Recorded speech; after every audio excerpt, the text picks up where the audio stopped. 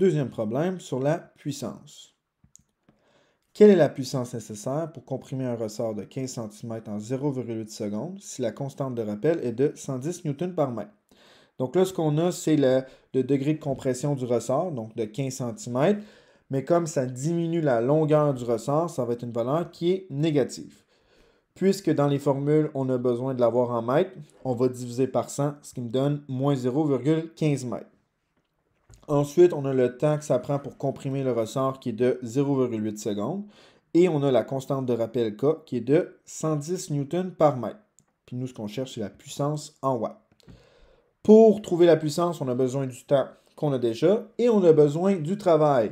Et ici, vu que c'est un travail qui est fait sur un ressort, ben on va utiliser la formule W qui est égale à 1 demi K fois delta X au carré. Donc on a déjà le K et le delta X.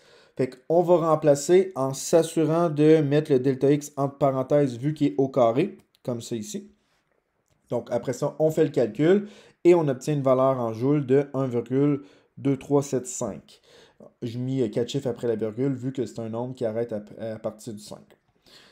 Ensuite, ben, pour calculer la puissance, je vais faire P est égal à W sur delta T. On remplace. Et après ça, on fait la division et on obtient une puissance d'environ 1,55 watts.